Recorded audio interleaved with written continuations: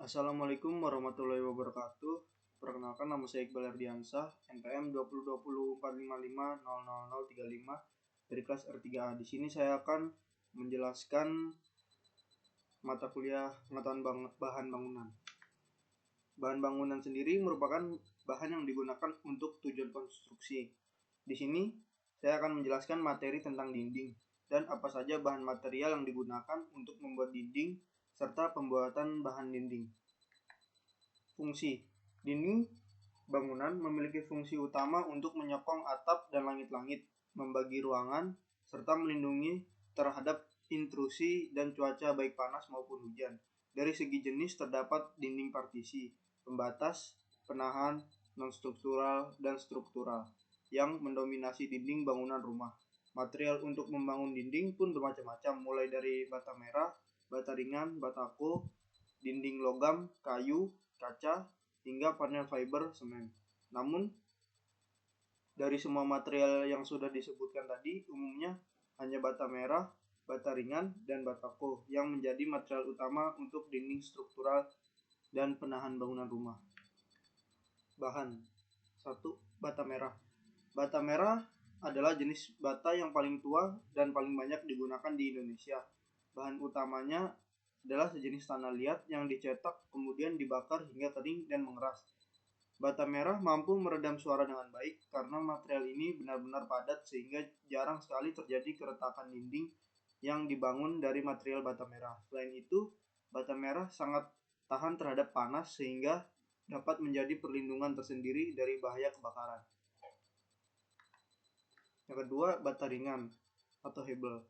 Bata ringan sering disebut juga hebel, terbuat dari kombinasi material semen, kapur, pasir, kuarsa, aluminium, gipsum, dan air. Diproduksi menggunakan mesin dengan karakter material yang halus. Bata ringan memiliki tingkat kerataan lebih baik jika dibandingkan dengan bata merah.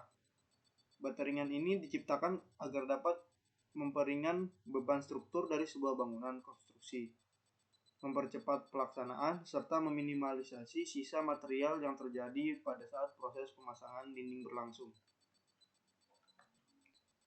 Proses pembuatan batu bata. Tahap 1. Penggalian.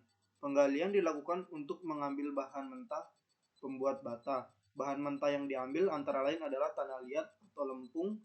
Tanah liat yang diambil merupakan tanah liat yang berada di dekat dengan lokasi pondok pembuatan bata. Penggalian tanah dilakukan tidak lebih dari 1 meter. Lalu pengambilan sesai di pinggiran laut di sekitar pondok pembuatan bata. Sesai tersebut berguna sebagai bahan pengganti pasir. Tahap 2. Pencetakan.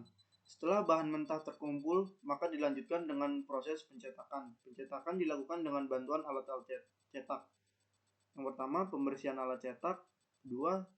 Menaburan sesai ke alat cetak dan ketumpukan tanah liat yang telah diambil dari proses penggalian, yang dibentuk menjadi bola-bola sedang. Sesai berfungsi sebagai bahan pelapis supaya tanah liat dan cetakan tidak melekat dan mudah dilepaskan dari cetakan. Yang ketiga, sesai dimasukkan ke dalam cetakan persegi panjang yang berukuran 23 x 11,5 x 6,5. Lalu di bawah cetakan tersebut dilapisi papan yang berguna untuk memudahkan memindahkan batu bata yang sudah tercetak. 4. Proses selanjutnya dengan memotong bagian yang melebihi cetakan dengan menggunakan pemotong dari kawat yang sudah dibentuk dengan sedemikian rupa. Batu bata dipindahkan ke tempat yang sudah disediakan. Ini gambar. Tahap 3. Pengumpulan dan pengeringan. Maksud pengumpulan ini supaya bata dikumpulkan telah memenuhi target yang ditetapkan oleh pemilik pondok batu bata tersebut. Apabila dalam pengumpulan ini mencukupi target dengan jumlah 8.000 sampai 10.000